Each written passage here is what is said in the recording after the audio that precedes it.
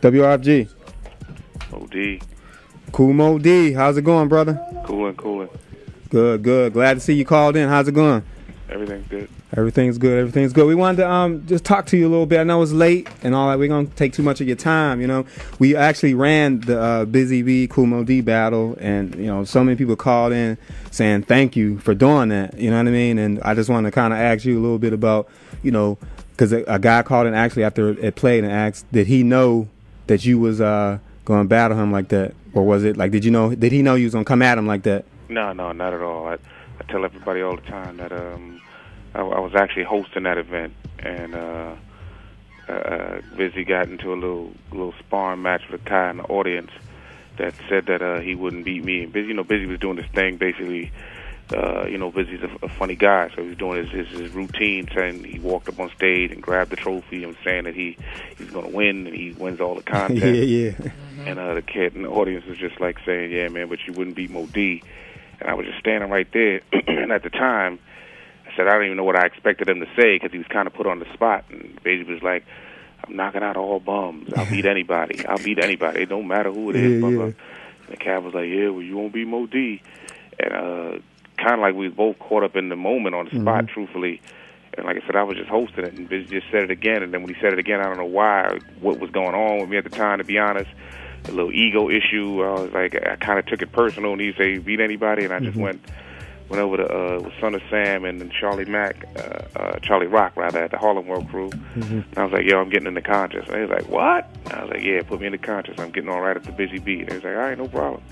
And wrote it in. He did his thing, and I got on next. He had no idea what was coming. It was kind of, it felt like you just had so much like energy towards him. It was like almost like you knew what you was gonna do, but for it to just kind of be spontaneous, I mean, that was like incredible, and that actually set the benchmark. I wanted to kind of ask you about obviously the Millennium Beast, or should we call them? Like, what do you think about, you know, how brothers are going at each other rather on wax, or, you know, with 50 Cent with the whole comedic energy? Like, what do you think about that? Well, the first thing I say is that even to clear it up, and I always tell people, I never had any beef with Busy, and it wasn't anywhere near what people made it. And part of that stuff, because the big controversy is whether the rhyme was written or small at the top of the head. And I said the rhyme was all written. I went in the back of Harlem World, and I jotted down what you call bullet points. So the reason it's half freestyle is I didn't have the rhyme together. It wasn't memorized. Okay. And I was like, okay, Spoonie sold them rhymes. And I was like, okay, cool. And, what else did he do? Oh, yeah, I know, that's right. When Spoonie said he couldn't buy it, he just did the rhyme anyway. And I just kept writing those things down. I was trying to recall it. And that's why in the middle of the rhyme, I started doing the fast rhymes, and then I did another rhyme with the popcorn peanut toy MCs. It was something I already had written. Okay. And that's why I went into the fast rhymes, and then LA just jumped in on the same time. So okay, that's who that was. Okay. Yeah, LA Sunshine. Okay. Yeah, that was interesting. So I explained to people. I said it wasn't truly like a freestyle off the top of the head at all, because I definitely tried to write it. I just didn't have it memorized. And if you really listen closely, that's why it's like it's not really flowing. I'm kind of like and stuttering through it a little bit, and yeah, and he changed it to the favorite jeans, and I'm trying to go through it, but it was hilarious because I was once I got into it, I was like, oh, I gotta really push it now. Exactly. So but that was that. But my opinion on the beef now is they're more beefs than they are battles. Okay. And it's not really dealing with the MC; it's dealing with the persona. And I know part of what I did was going at the brother's persona, but it was still about the rhyme, and everything that I said in the rhyme was about him stealing the rhyme or Spoonie writing a rhyme for him or whatever it was. It was always about the rhymes, and I think even up to me in LL's battle, which I used to say a lot of people completely took out of context also. I said if you listen to what I'm saying about him and what he's saying about me, is like everything I'm saying is about the MC, and everything he started saying was like he's double platinum and how much money he's making, and I'm like, so even when the few people at the time, which is so crazy because revisionist history, a lot of people don't even know how much of a landslide that was also. But as you pushed it forward, and basically I stopped dealing with my label in '92, and LL at the same time dropped the Mama Said Knock You Out 90, and then 92 is Gets No. I mean, what the This Is How You Do It type thing, or whatever. And the next generation, like when I started even hearing cats even say like, he won, I'm like, wait, where's that coming from? Yeah. If you was there, you know he didn't win. Where was that? So it wasn't even split. You know, it started being a little more split as we going further and further.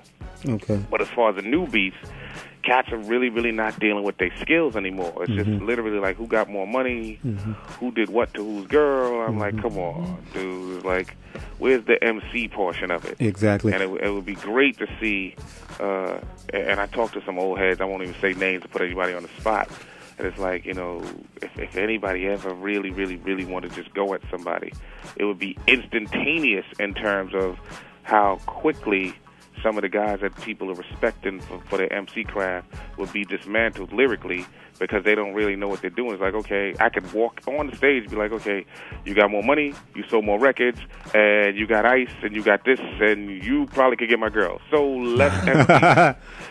and right there, it's like, okay, now let's go. Exactly. And really, from that point, it's like, now I want everybody in the audience to pay attention to his rhyme. What do you have to say? Your turn. Let's go. And I would put him on the spot that way. And then 9 times out of 10, I guarantee the brother couldn't deliver. Exactly. Some of them, I should say. I love what Nas and Jay-Z did, to be honest, on Wax. Especially the way Nas did it again.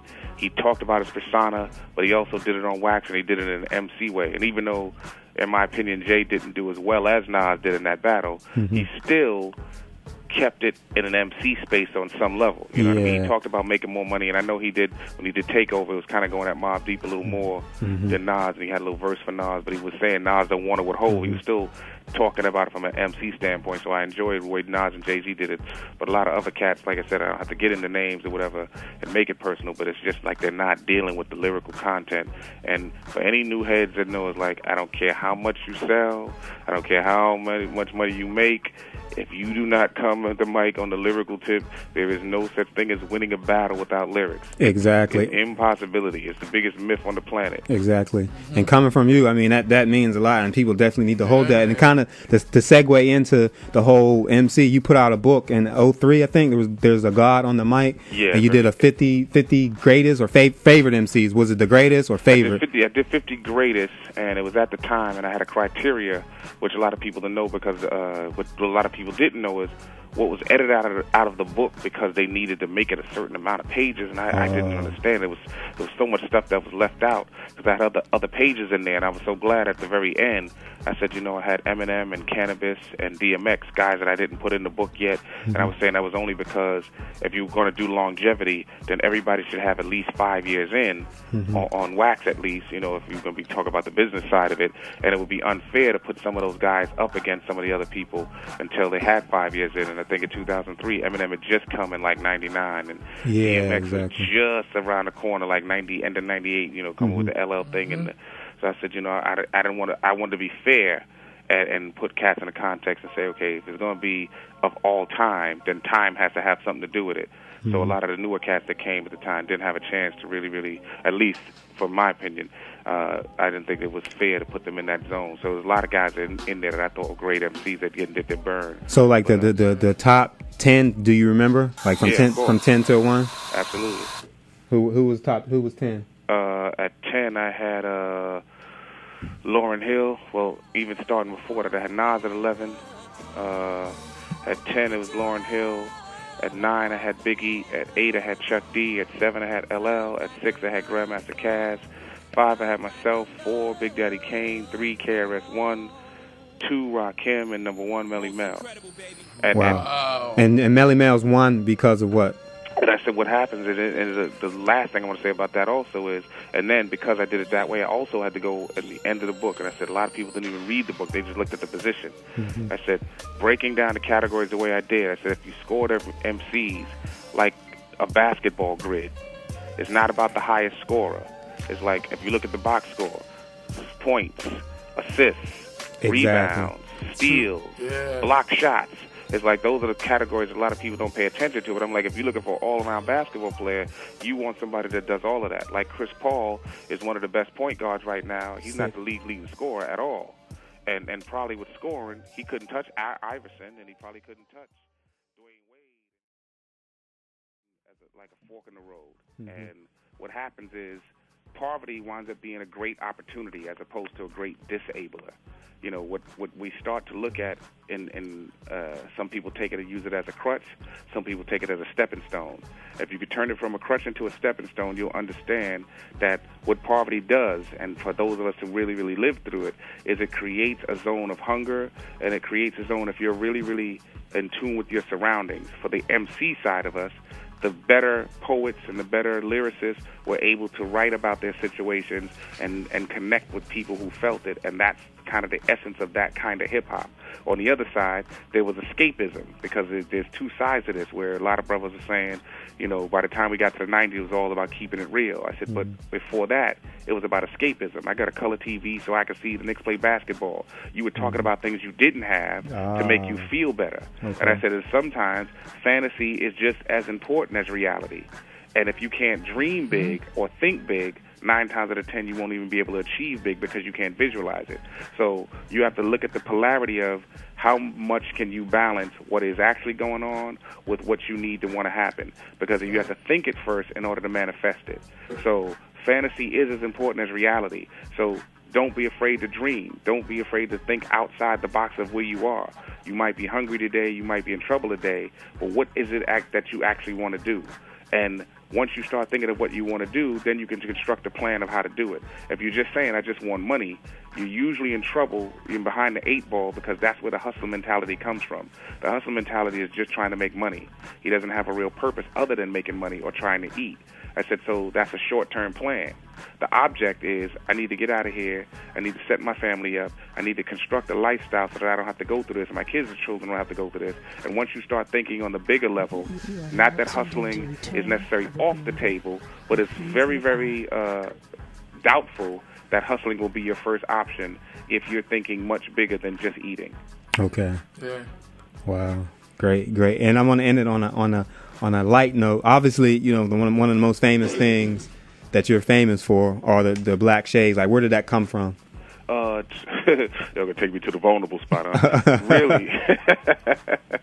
That was really about it. I said, this is, we got 4 paradigms: racism, sexism, ageism, and classism. And when we start to deal with what we go through in the black community, one of the things that happened with racism is white supremacy ran rampant, and to some degree still runs rampant in the black community.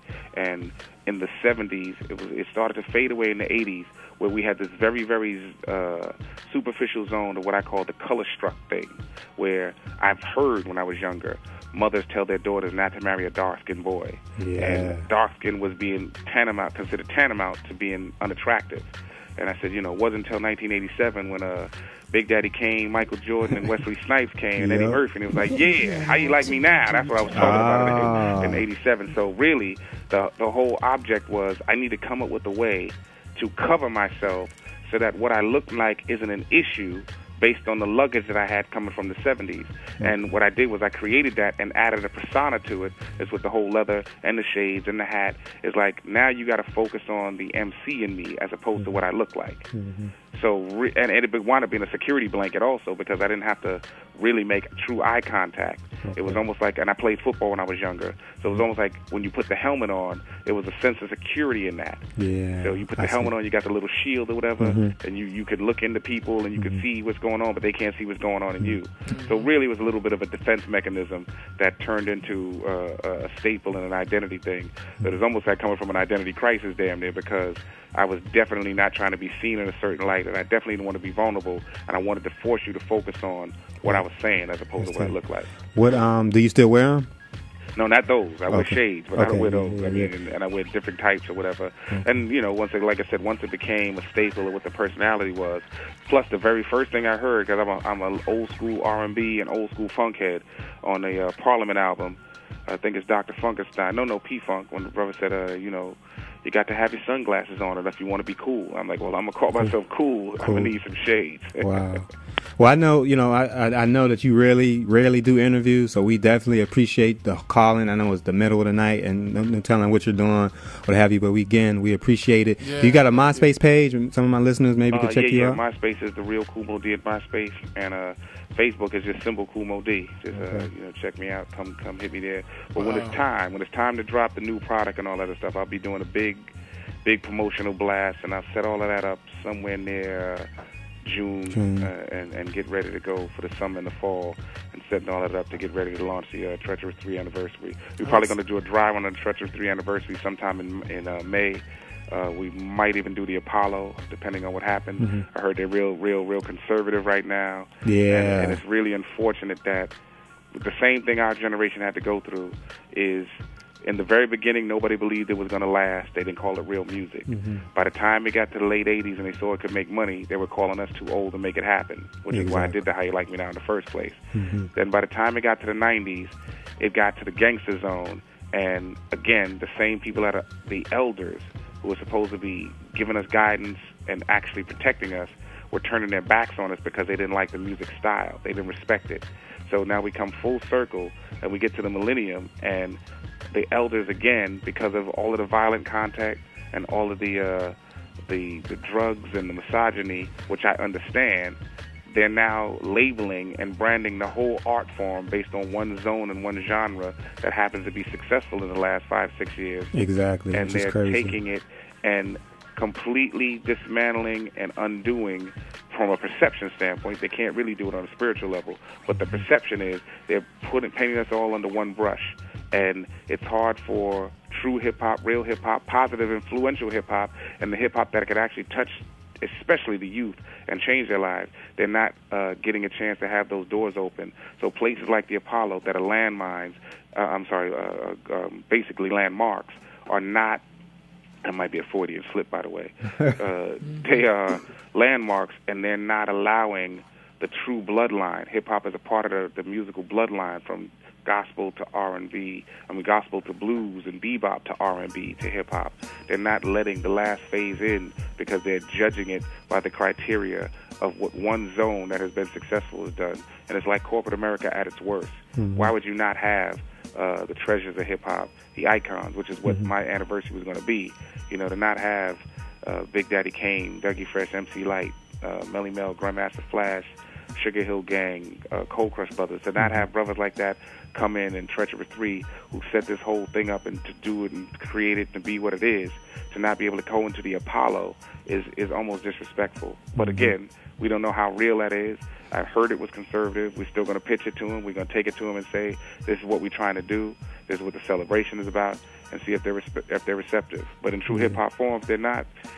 Hey, just like Chuck D, who gives a F about John Wayne and Elvis? Yeah. We could throw the Apollo on that same list if they get too crazy with it. Exactly. Well, that's what you got to do, and I definitely see what the movement is. I just think that it's a lot of the big picture. I won't say the big picture, but a part of that I think is our fault. We don't embrace what's great sometimes with this hip hop, and we allow these people to talk about this, talk about that, and not really give a lane for people that's kind of spitting truth or whatever, or another level of truth. And I think that, it's almost like, I always give people the analogy. It's kind of like when you come into the NFL, it's like, you get quarterbacks or running backs. They understand, okay, Walter Payton. They understand, Joe Montana. It's like it's already set. And if you come in on some brashness, you don't even get past the door. I would even say, even in the prison system, it's almost like you're a new cat. Them OGs been there for a while. It's like you got this is how it's set up, and you need to go through this to prove yourself. But we, as a culture, hip hop culture, just allow people to come and just do what they want to do, and because of that, it's kind of ran amok. You know what I mean? So you can't really blame old people. We gotta, grab up who's ever doing this and take them to task. You know what I'm saying? Right. And until we do that, it's gonna continue we're gonna get. Well, I'm not gonna say Apollo gonna close the doors, but whoever, you're gonna get doors shut or this opportunity closed down because we allowed our culture to run amok. You know what I'm saying? So. Well, because the unfortunate part is culture has clashed with the corporate side of America. Corporate America has basically dismantled what the perception of culture actually is, because we're in a space now where once it makes money, it now has value. And it doesn't matter what the content is or how detrimental the content may be. And the unfortunate part of that is, I've always said this, I've even said it early 90s when I started one of the campaigns. I was trying to get Oprah Winfrey and Arsenio Hall and Michael Jordan and Michael Jackson. I wanted to get some of the richest people in our communities, in our industry, I should say, to come together and start to counterbalance it by, I said, you don't counterbalance it by shutting the door or running away from it. You only counterbalance it by putting something in the same zone, in the alternative zone, I should say, in the same field, in its space. It's like you battle negativity with positivity. You don't battle negativity by shutting down everything, because negativity can survive without the system. And ultimately, once negativity survives, the system comes back to it anyway. It's almost like the Matrix.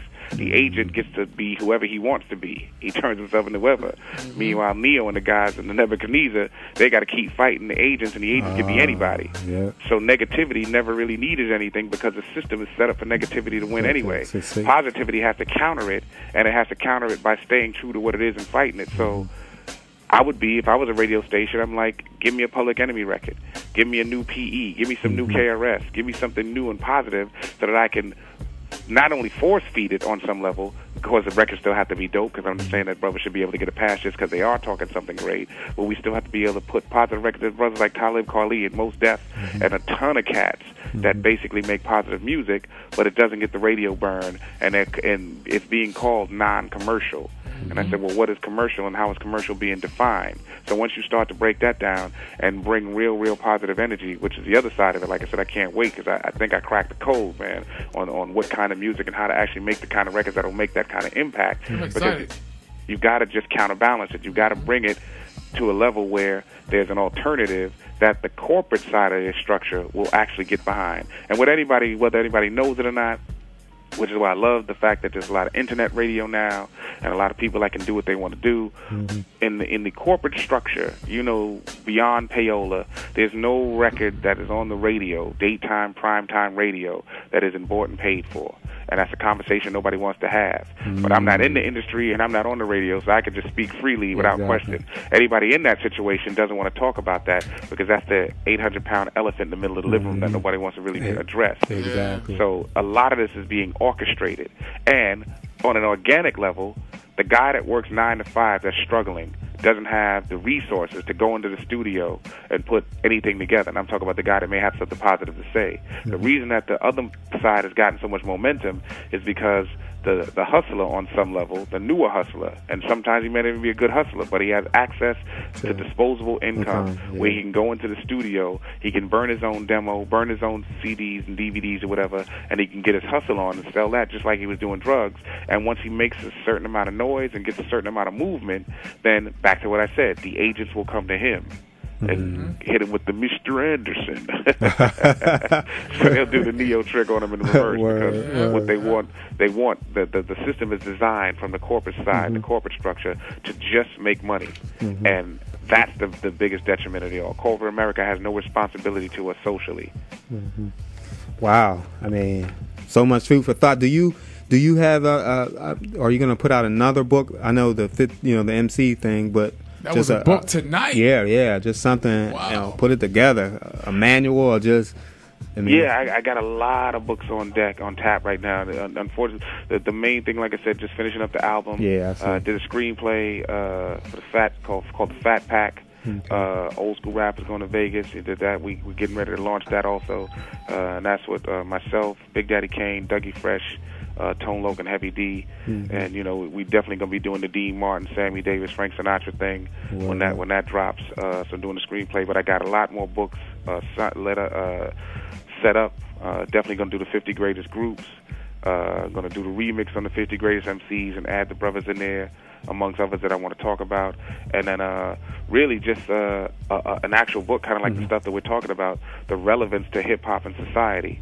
Because I think people don't really understand hip-hop's true impact in the positive sense, as well as they are aware of so-called the negative sense. Because what I thought was intentional, when gangster rap exploded, it wasn't by accident. Somebody made an investment in that.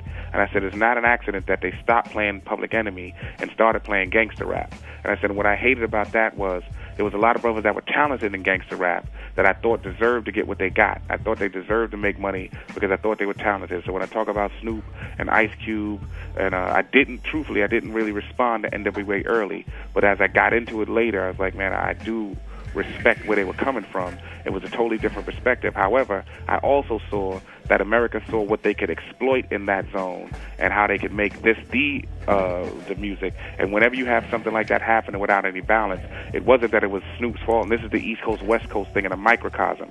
The East Coast understood if this becomes the dominant music, we're going to be in trouble because gang violence is going to start spreading all around the country. And it had already been dead in New York. It damn sure wasn't in any of the little small towns at the degree that it is. It was big in Chicago and it was big in the West Coast for the most part, in L.A. Once gangster rap became popular, you started having gangs in Tupelo, Mississippi, like they were just showing up everywhere because it started setting a tone. And it said what we thought and what we didn't understand was we were being pitted against each other because we were coming off the heels of Public Enemy and KRS. And, KRS saying things like Jesus was a black man. Like, what? Who's saying that? Chuck D talking about the government. We were going into a different direction. And the West Coast, even though Ice Cube was on some level political also, it just got to a point where we were pitted against each other because we didn't understand how it was being manipulated and how the KRSs of the world and the Chuck Ds were being shut down from radio and everything gangster was being greenlit. I said, that's an investment. And that's because they realized that kids weren't going to be sophisticated enough to decipher the information. They were going to get caught up in the imagery and the lifestyle. And they didn't realize that these brothers were doing this to get out of the lifestyle. Mm-hmm. Wow. The what's kind of crazy is that we didn't expect to interview this long, and because you sat so long, you gotta take a couple questions from this book of questions that we have, and everybody from KRS-One to Milk D's we've asked him this question. So I'm gonna ask you maybe two of these questions. It's a book of questions. It's about kind of like life questions or whatever. Kind of like what would you do in this type of scenario? Cool. Just kind of pick your brain. I'm gonna give you a good one because you kind of got. Yeah, you gotta hit him good. Yeah. It was a president one. Let me see if I can find it. Let me see. You can always do the pick the number thing. Yeah. Pick a number from 1 to 200. From 1 to 200? Yeah, it's like 200 something questions in there. 100.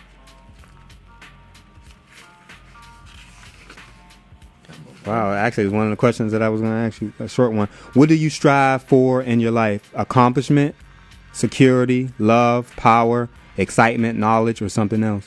Balance. Without balance, you can't even walk. Okay. And the reason I say balance also is it's 4 planes of consciousness: mental, physical, spiritual, and emotional. If you don't balance those planes of consciousness, of course, all of us has one in the strength position and one in the weakness position. Mm-hmm. But if you don't balance your mental with your spiritual, with your physical, and with your emotional, you're usually going to have some kind of shortcoming, and the out of balance will usually keep you in a place of disharmony.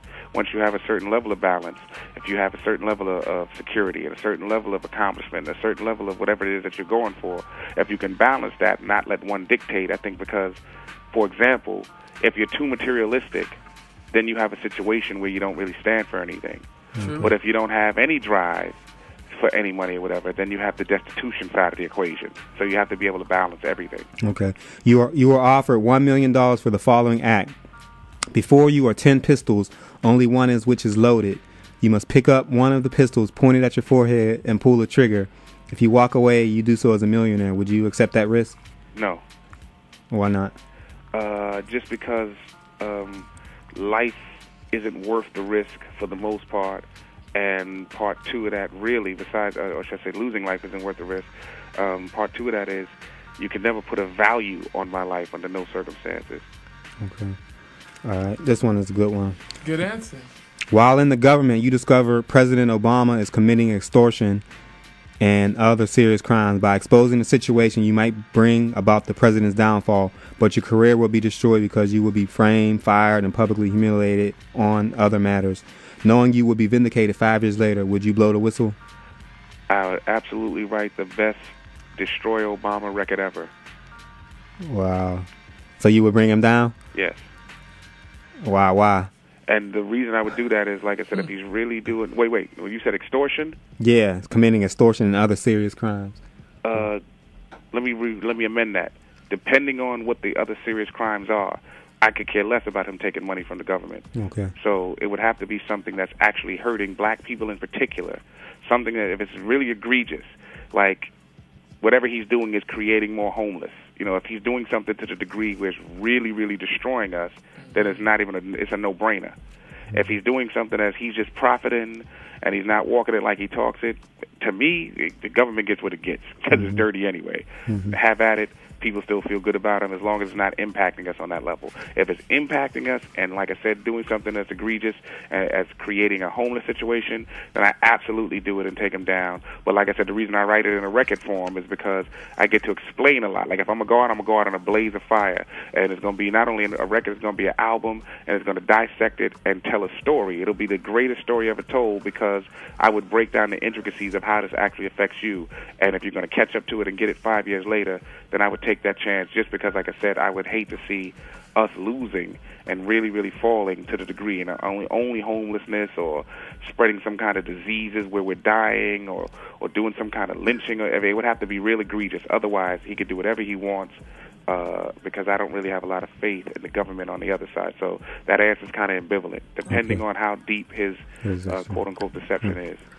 445-238-989. The legendary Kool Mo D on the line. Would you take a perfectly healthy, what's that? Like a perfectly healthy dog, you know, just to get put to sleep for $50,000? Not even close.